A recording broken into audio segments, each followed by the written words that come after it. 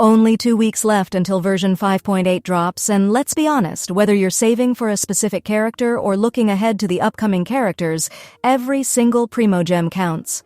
In this video, we're breaking down exactly how many Primogems you can expect to farm during the full 5.8 cycle, so you know how far your stash can realistically stretch. If you felt like 5.7 didn't treat you too generously, you're not alone. We only got around 8,760 Primogems in that version, which was on the lower side. But the good news, 5.8 is shaping up to be a much better patch for farming.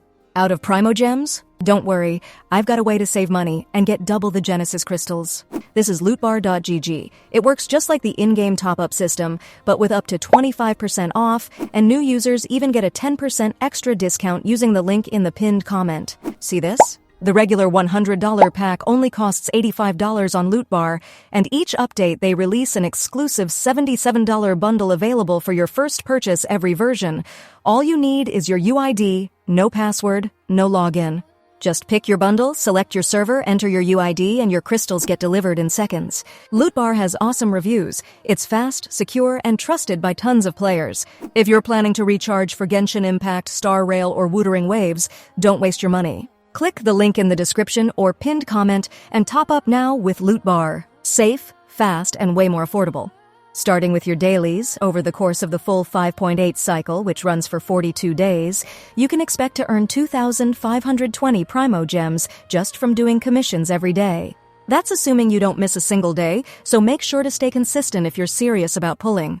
Now, on to new quests. We're looking at about 460 Primogems from all the new quest content combined. Next up is Spiral Abyss. We're getting one reset during this version, which is good for another 800 Primogems. Make sure to clear floors 9 to 12 to claim all of those. It's a solid chunk and worth grinding, even if it can be a bit annoying. Then there's the Imaginarium Theater, which will reset twice during the 5.8 version. That gives us 1,600 Primogems, and honestly, this is still one of the best new additions Genshin has introduced for consistent Primogem gain. Definitely worth the time if you're able to clear the stages. We're also getting about 220 Primogems through achievements. These will mostly come from new mechanics in the event area and a few world exploration milestones. Speaking of exploration, the new summer event map that gets added to Natlan permanently is estimated to yield around 1,050 Primogems through chests, time trials, puzzles, and more.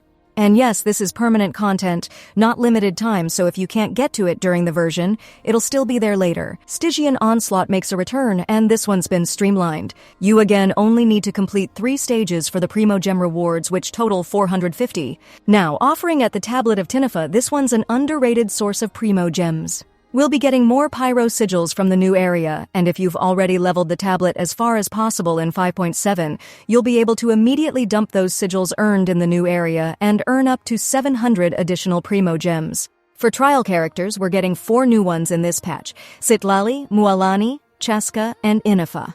You can claim 20 Primogems per trial run, totaling up to 80 quick and easy. Paimon's Bargain Shop resets twice during this version, and the 10 intertwined fates you can purchase with Stardust equals another 1,600 Primogems in value. If you're not doing this every month, you're leaving pulls on the table. Events this time around are expected to give around 2,140 Primogems in total. While we're still waiting for full confirmation from the 5.8 special program, this is based on the typical Primogem value per event slot. Expect a mix of rhythm games, stealth missions, and puzzle-based exploration tasks. Update maintenance will, as always, reward 600 Primogems. Nothing surprising there. And for promo codes, we'll be getting the 6.0 special program sometime during 5.8's second phase, probably around the end of August. That brings 3 codes worth 100 Primogems each, totaling 300. Additionally, we usually get at least 1 extra code worth 60 Primogems somewhere along the way, so I'll factor in another 60 here. So let's do the full totally. If you're fully free to play and claim every available Primogem, your total for version 5.8 comes out to 12,580, which translates to around 79 pulls. If you have the Welkin Moon active during this time, you'll get an additional 3,780 Primogems for a new total of 16,360, or roughly 102 pulls. If you add the Battle Pass on top of that, that's another 1,320 Primogems, bringing the full amount to 17,680, or approximately 111 pulls. That's a significant jump compared to 5.7, which gave only around 8,760 Primogems in total. And we need this boost because Nod Cry is looming, and that region is going to be packed with must-pull characters. Now, before we wrap up, let's talk about some pulling advice because chances are, if you're watching a Primogem calculation video, you're trying to make some really strategic decisions. So, here's a quick rundown on how I'd personally evaluate the 4 featured 5-star characters of version 5.8. Starting with Inifa, she's the newest 5-star and very likely to appear in Phase 1. She introduces a brand new variation of electro-charged reactions called Lunar Charged, where she summons a companion that deals persistent electro damage off-field. Think of her as a more modern version of Fischl, but locked into her specific reaction niche. If you enjoy reaction-based teams and electro-hydro synergy, she's a great pickup, especially since we know a main DPS in Nod Cry, the Lightkeeper, is being designed to work with her. But keep in mind, outside of her niche, she's not as universal as someone like Farina or Yellen. Next up, Citlali. This one's a hidden gem, especially if you just pulled Mavwika in version 5.7. Citlali offers cryo application, decent shielding, and most importantly, resistance shred for pyro and hydro enemies. That makes her an incredible defensive support in melt and freeze teams. She also provides constant cryopressure, which makes her an amazing off-field enabler. Her only real downside is that she doesn't offer much utility outside of pyro-hydro matchups, and her shield isn't quite as strong as Zhongli's or Layla's. Still, if you're building a Mavwika melt team or want a strong cryo unit, she's a must-consider. Then there's Chaska, who's one of the most fun and unique characters in the lineup. She can trigger nearly every elemental reaction herself thanks to her flexible kit and excels in both exploration and combat. Her ability to fly over terrain makes vertical movement a breeze, and in battle, she lifts herself into the air, helping avoid melee damage.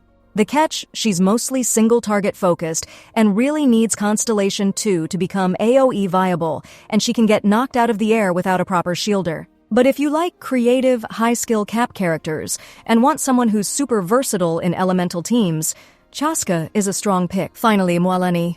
This is your go-to hydro nuker. Her skill lets her ride across water, which is not just stylish, but actually very helpful in real gameplay. Her Sharky's Bite combo can deal massive single-target damage, especially when timed with Vaporize, but she can be a little clunky and suffers in large group fights due to limited AoE. Still, for boss killers and burst setups, she brings serious value and is a solid option if you need a hydro DPS. So overall, if you're going purely by synergy and long-term value, Inifa is a strong pickup if you want to prepare for Natlan. Citlali is amazing for supporting pyro units and is top tier for Mavwika teams. Chaska is great if you like flexible reaction teams and exploration perks. Mualani is best for players who want that single-target burst hydro experience. And don't forget the 4-star lineup in 5.8 includes Fischl and Xingqiu, 2 of the most powerful 4-stars in the entire game. If they end up on the same banner as Inifa, we might get one of those rare all-in-one banners where you can build an entire electro-charged team just from 4-star pulls. That's huge value, especially for newer players. If you found this video helpful, I'd love for you to subscribe and join our community so you don't miss out on future Primogem breakdowns and character guides. As always, don't get pressured by the meta. Play your favorite characters and farm smart. See you in the next one.